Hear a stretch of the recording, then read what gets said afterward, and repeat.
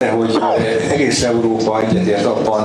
of Europe agrees, the leaders agree that we need peace. Dhe ju e përmendët që me udhëheqësit është rënë dakord që duhet të ketë paqe. Your revolt against judicial practice, what does this look like? What actions do you have in mind? Cilat veprime keni ndërmend? You talk to the newly elected US president, you have major plans for the future. Të stapos qeturin, presidentin Amerikan dhe po ullët për plane. Mund në thone diçka për këto plane?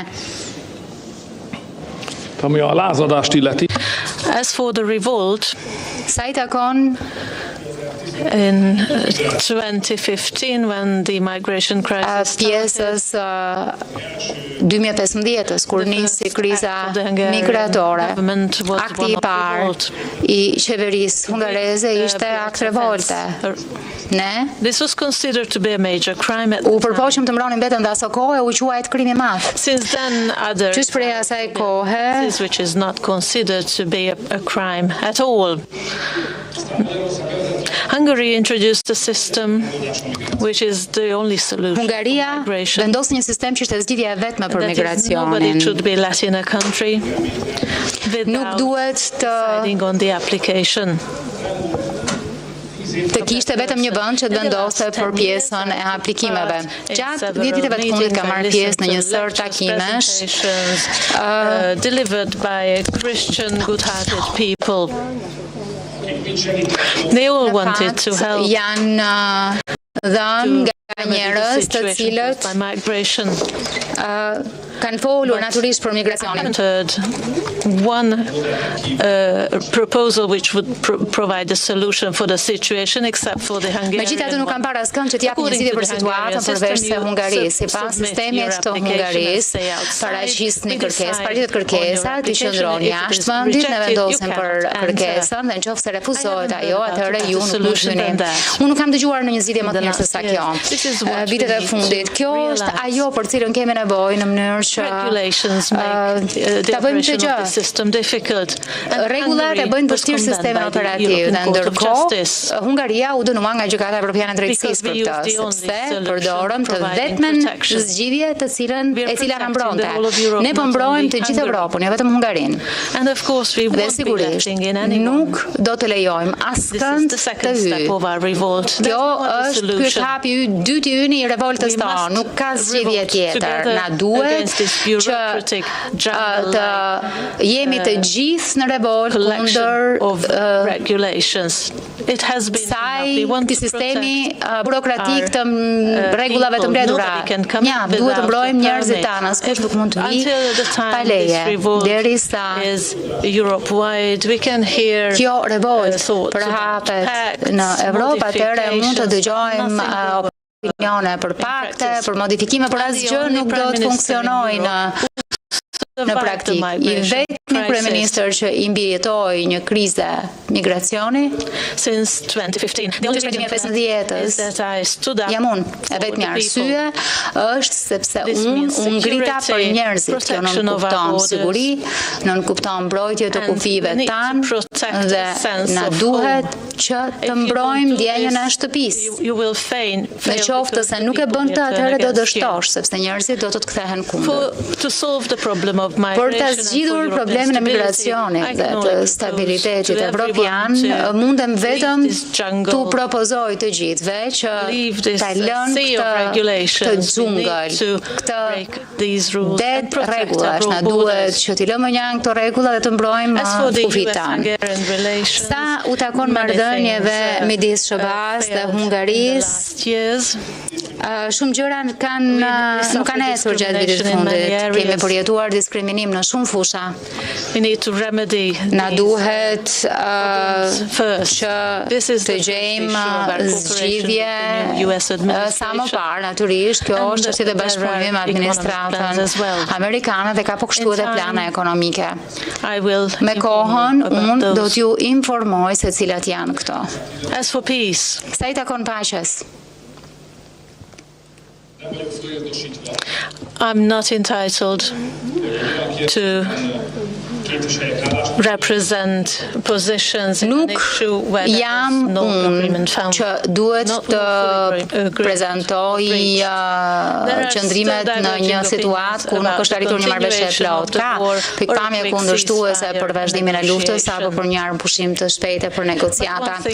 Por një gjë është e dukshme, which is that sot those who want peace që ata që duan paqe janë gjithmonë e më të shumtë dhe camp of those who want peace increased. Në fakt, në zgjedhjet amerikane, kampi atyre që duan paqe është rritur shumë herë më tepër. Nuk flasim për fitore apo dispat, flasim për armëpushim, flasim për jetë njerëzore, flasim për të ndalur shkatrimin që sjell lufta. Those who have this perspective, ata që kanë këtë optik majority për luftën janë shumica, more numerous than before, dhe janë më të shumtë në numër edhe pas zgjedhjeve. Në fakt kjo është një situatë e re dhe Europa duhet të reagojë ndaj kësaj.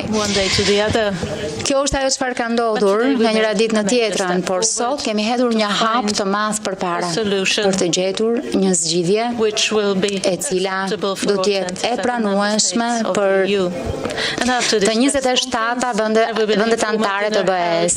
Dhe pastaj konferencës do të kemi një darkë informale për 27 udhëheqësit, ku do të diskutojmë këtë çështje me më shumë hollësi. Nesër po kështu do të kemi një tjetër ditë përpara nesh për të takuar deri nesër pasdite. Shpresoj që do të jemi afruar më shumë një përgjigje të përbashkët të këtij problemi. Faleminderit, Kryeministër. Political Europe. Organ. Mic is coming.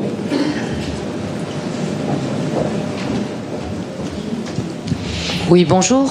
Përshëndetje, unë jam Virginie Melan, jam nga Le Monde, gazeta franceze. Tha disa javë më para, disa ditë më parë, që do të hapnit shishe shampanje nëse Donald Trumpi do të zgjidhej. Tashmë ka ndodhur. Keni ndërmend që të pini shampanjë me 26 udhëheqësit sot? Dhe a mendoni se biseda përrethryezës sot do të jetë më pak konsensuale se sa ishte sot, sa i përket Ukrainës e të gjitha çështjeve të tjera? Faleminderit. Well, I only partly delivered në fakt on my promise. E kam mbajtur vetëm pjesërisht të premtim. E hapëm shampanjën, po isha në Kirgistan kur Donald Trumpi fitoi zgjedhjet, dhe në Kirgistan ke traditat të tjera. Kështu që unë mbështetëm shumë të kënaqur tek vodka. We shared our joy over this fantastic. Sigurisht ndam gëzimin ton për këtë rezultat fantastik.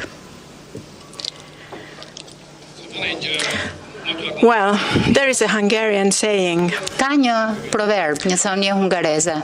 Well, it's an old sin has long-term consequences. Që do të thotë një mëkat vjetër ka pasoja fatgjatë. Kjo është e vërtet edhe në pikpamjen intelektuale. If you don't do intellectual work, nuk bëhet punë intelektuale, por pa pjesën intelektuale nis të veprosh, herët e vonë do të paguash çmimin. And this is the situation now regarding Kjo është situata. Tani për tani sa i takon luftës. The essence of war is defeat and or victory. Në fakt, kuptimi i luftës, mënyra se shihet lufta është fitore ose disfat, por nëse nis një luftë dhe ne evropianët hym në këtë luftë pa sqaruar termat e fitores, në qoftë se nuk ka një përkufizim të ç'është fitoria, atëherë sa i dim për sa kohë do të duhet luftojmë. Dhe këtu jemi tani. Nuk kemi qartësuar whether the Crimea needs to be taken back, nëse Crimea duhet kthyer, Sevastopoli, Moska. What is victory? Çfarë nën kupton fitore? And because we haven't defined this, nuk e kemi përkufizuar këtë.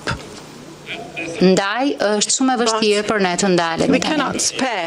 Por nuk mund ta kursejmë këtë punë intelektuale.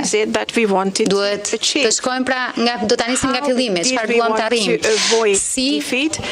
Si duam ta shmangim disfatën, cili është përkufizimi ynë fitores dhe ku jemi aktualisht. Sepse duket sikur kemi humbur për momentin. Kemi humbur dhe qindra e mira njerëz po vdesin. Kjo nuk është lojë intelektuale. Kjo është jetë vdekje. Kështu që shpresoj se